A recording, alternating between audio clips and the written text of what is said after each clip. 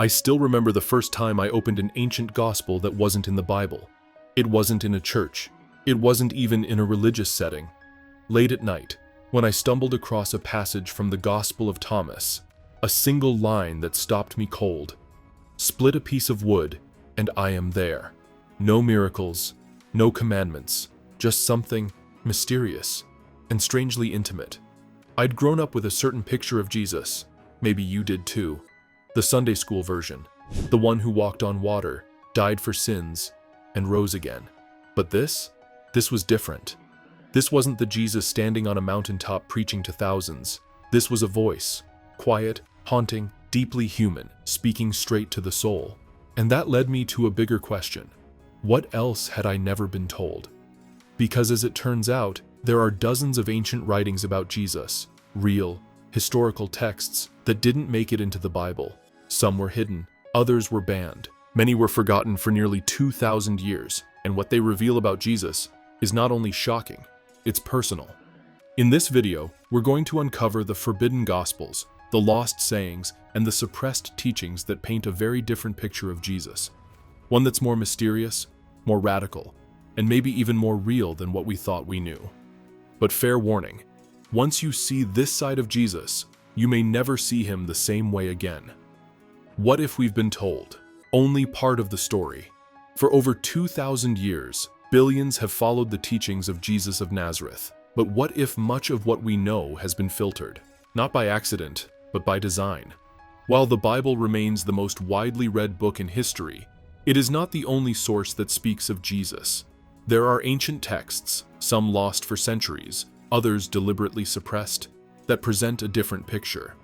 These writings challenge, deepen, and sometimes contradict the familiar narrative. And they're not conspiracy theories. They're real, often backed by archaeology and scholarly translations, and they're forcing theologians to reconsider what we thought we knew. This is the story of those forbidden texts, and the Jesus they reveal may surprise you. How the Bible was chosen, and what was left out. To understand why certain texts are considered shocking, we first need to ask, who decided what went into the Bible? The New Testament was not compiled during Jesus' lifetime, or even shortly after. In fact, it took over 300 years. Early Christians produced dozens, if not hundreds, of writings about Jesus, Gospels, letters, visions, and revelations. But by the 4th century, the Church faced pressure to unify its doctrine, and during the First Council of Nicaea in 325 AD, efforts began to canonize the New Testament. Only 4 Gospels, Matthew, Mark, Luke, and John, were ultimately included. Others were labeled heretical, even dangerous. Many were banned, burned, or buried. The reasons ranged from theological to political. Some Gospels portrayed Jesus as too human, others gave too much authority to women, or hinted at mystical teachings that challenged church hierarchy. The result? A carefully curated version of Jesus, and a set of alternative accounts hidden for centuries. 1. The Gospel of Thomas, a Jesus who speaks in riddles. Discovered in 1945 near Nag Hammadi, Egypt, the Gospel of Thomas is a collection of 114 sayings attributed to Jesus. It contains no miracles, no crucifixion, and no resurrection. Instead, it presents Jesus as a teacher of wisdom who emphasizes inner discovery.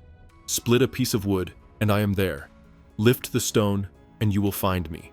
This Jesus doesn't call himself the Son of God. Instead, he urges followers to seek the divine within themselves.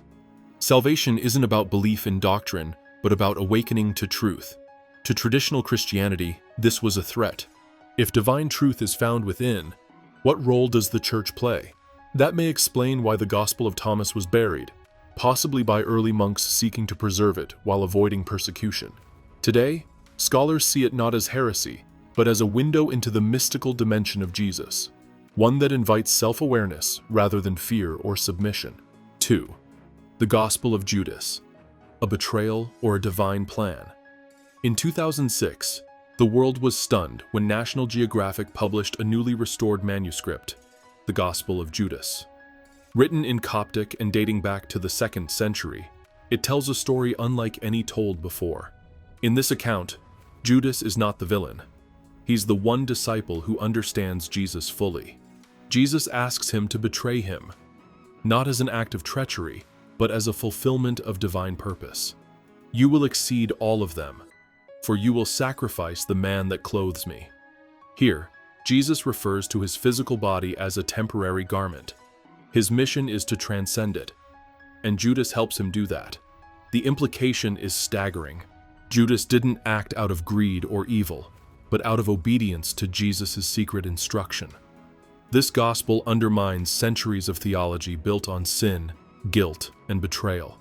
It suggests a Jesus who viewed the crucifixion as a necessary transformation, not a tragedy. No wonder this text was buried. It reshapes the core of Christian narrative. 3. The infancy gospel of Thomas, a childhood, unlike any told in church. When we picture Jesus as a child, most imagine a humble boy, perhaps helping Joseph in the carpenter's shop. But the infancy gospel of Thomas, likely written in the 2nd century, offers a startlingly different view, one that many modern readers find deeply unsettling. In this text, Jesus is shown performing miracles, not to heal the sick or feed the poor, but sometimes in anger or defense. In one story, a boy accidentally bumps into young Jesus. Jesus curses him, and the boy dies.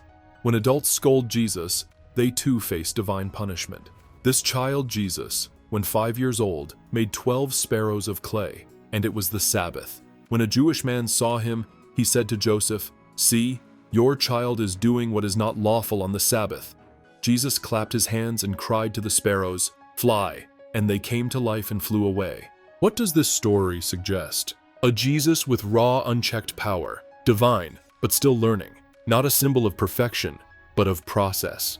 This is likely why the text was never canonized. The early church sought to present Jesus as the spotless lamb, perfect from birth. A version that shows him developing, even making mistakes, challenged that narrative too strongly. And yet, many scholars argue that this portrayal humanizes Jesus. It shows a divine figure learning how to be human, and in doing so, makes him more relatable, not less. 4. The Gospel of Mary Magdalene, the silenced witness. In the canonical Gospels, Mary Magdalene is often cast in the shadows, sometimes mistaken for a prostitute, sometimes reduced to a supporting role. But in the Gospel of Mary, she emerges as a central, authoritative voice. This text, discovered in the 19th century but not widely known until much later, paints Mary as someone Jesus trusted deeply, not just emotionally, but intellectually and spiritually. In it, after Jesus' death, the disciples are in turmoil. Mary is the one who offers calm, confident guidance. She shares teachings Jesus gave her privately, teachings the male disciples had not heard. Peter challenges her. Did he really speak with a woman without our knowledge? Are we to turn and all listen to her? Did he prefer her to us? This isn't just a theological disagreement. It reflects early tensions about women's leadership in the church. And Mary's gospel may have been excluded because it gave too much authority to a woman. In recent years, the Gospel of Mary has gained attention, not because it proves Jesus and Mary were romantically involved, though that theory persists, but because it raises a far more important question. What if one of Jesus' most trusted followers was a woman, and her voice was erased? 5. The Nag Hammadi texts and the Gnostic Jesus.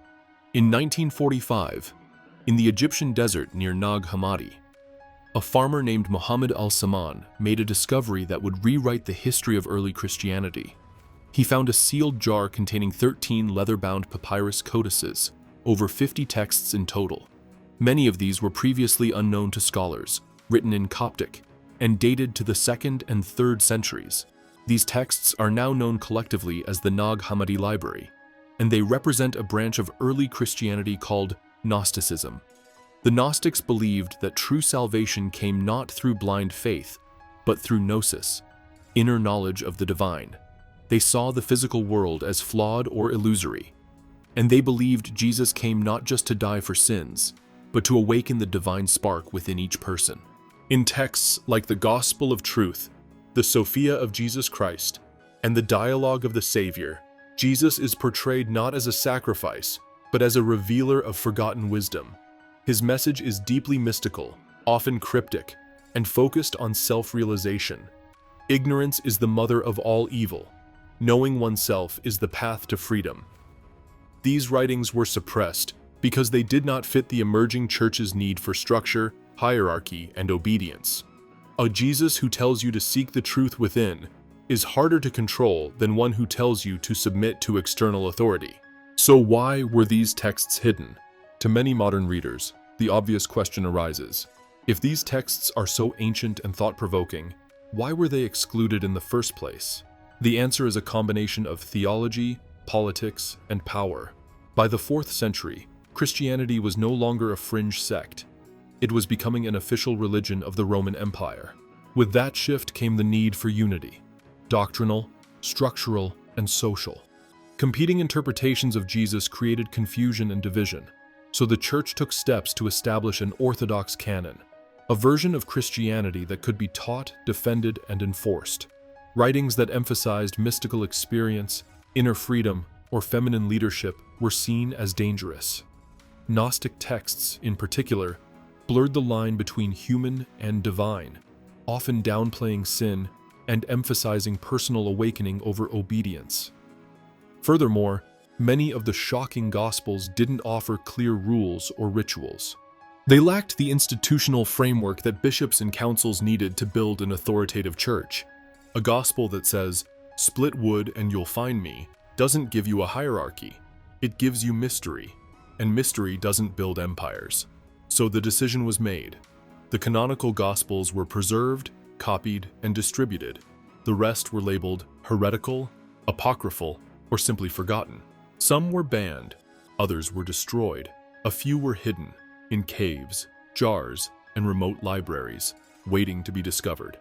For centuries, these texts were unavailable, but in the last 80 years, a quiet revolution has taken place in biblical scholarship. Today, top universities, independent theologians, and even some clergy are reevaluating the role of these so-called forbidden writings. Some scholars argue that these texts don't replace the Bible, but they expand it. They offer insight into the many ways early followers of Jesus interpreted his life and message. Elaine Pagels, a professor at Princeton and a leading authority on early Christianity, describes the Gospel of Thomas as a different voice of Jesus, one that challenges us to think, not just obey. Others, like Bart Ehrman, focus on how these texts expose the complex process of canon formation. He reminds readers that the Bible we know today wasn't handed down fully formed. It was shaped by debates, politics, and the needs of those in power. Even within the Church, especially among progressive and mystical branches, there is growing openness to these texts. They are used in seminary classrooms, interfaith dialogues, and spiritual retreats. For some, they offer a breath of fresh air, a Jesus who speaks not just to institutions, but directly to the human soul.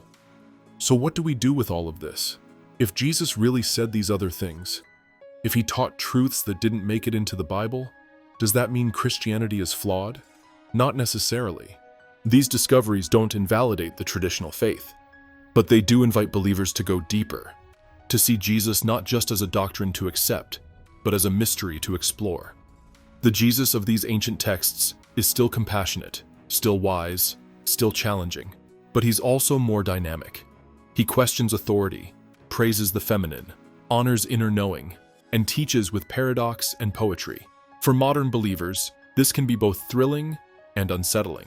Thrilling because it opens new doors, unsettling because it disrupts certainty. But maybe that's the point. Maybe faith isn't about having all the answers. Maybe it's about daring to ask better questions. These texts, for all their controversy, invite us to look inward. They push us to confront our assumptions, to seek truth not just from pulpits or pages, but from within our own hearts. And in that search, we may find that the Jesus we thought we knew was even more profound than we imagined. As we reach the end of this journey, one truth becomes clear. The story of Jesus is bigger than we were taught. Not contradictory, not false, but deeper, broader, more mysterious. He wasn't just a teacher of morality or a sacrifice for sin. He was, and is, a revealer of hidden things, a challenger of systems, a light that refuses to be confined. The texts that were hidden for centuries are now resurfacing, not to undermine Christianity, but perhaps to fulfill it in ways we're only beginning to grasp. So we leave you with this. What if Jesus never wanted to create a religion, but to ignite an inner revolution? What if his lost words were never meant to stay buried, but to awaken in us now, in this very moment?